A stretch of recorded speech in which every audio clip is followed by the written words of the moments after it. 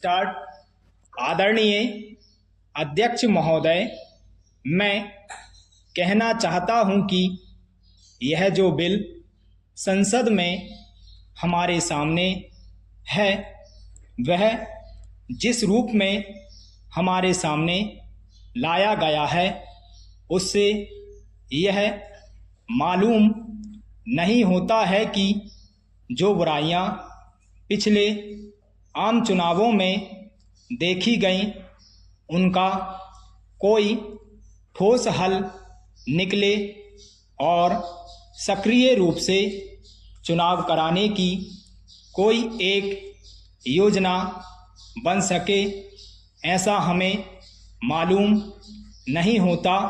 इसलिए जो बुराइयां पिछले आम चुनावों में हमारे सामने आई हैं उनको ठीक करने की कोई कोशिश नहीं की गई है।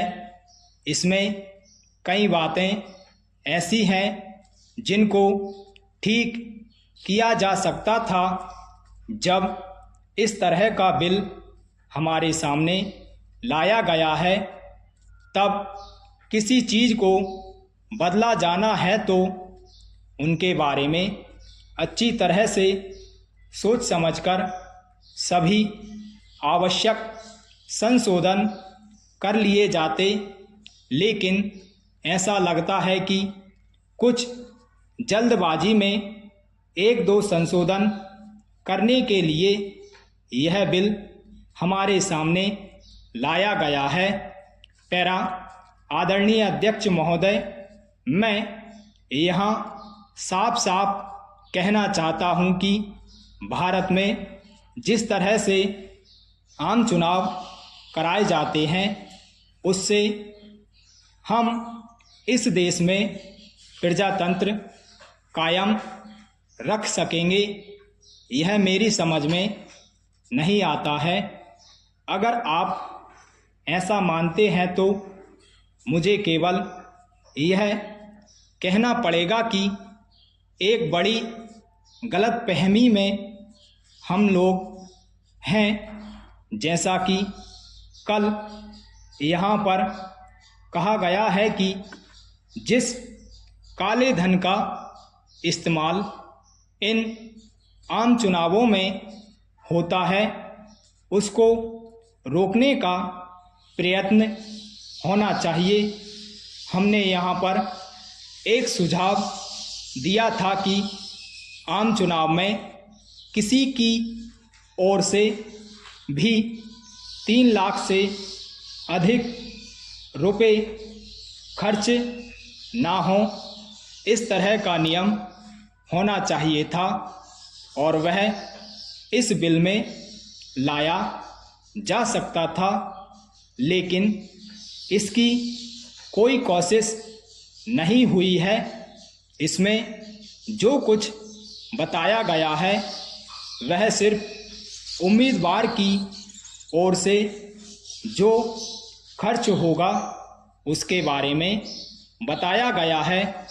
उसकी पार्टी या उसके दोस्त या ठेकेदार या फ़ायदा उठाने वाले बड़े व्यापारी उसके लिए खर्च करेंगे तो उसके लिए कोई रोक नहीं है। इस प्रकार करोड़ों रुपए खर्च किए जा सकते हैं, इसके बारे में कोई रुकावट नहीं की गई है। हूँ कि एक तरफ आप कहते हैं कि स्वतंत्र चुनाव हो और एक सही जनमत का चित्र सामने आए। जब इस तरह से खर्च होगा और उसके लिए कोई रोक नहीं होगी तो कैसे सही लोकतंत्र और जनमत इस देश में कायम हो सकेगा। यह बात मेरी समझ में नहीं आती है। बड़े बड़े उद्योगपति इन आम चुनावों में टिकट पाते हैं। यदि बड़े बड़े से लोग लोकसभा और विधानसभा में आकर देश के भविष्य का फैसला करेंगे तो फिर इस देश का अनर्थ ही होने वाला है और कुछ नहीं हो सकता।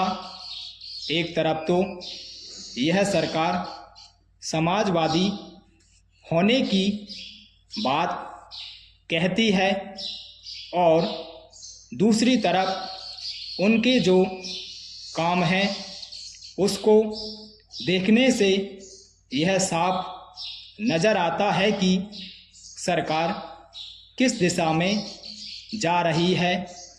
प्रभावशाली और पैसे वाले लोग अपने धन बल और बाहुबल के सहारे चुनाव लड़ते हैं और जीतकर लोकसभा और विधानसभा में बैठ जाते हैं।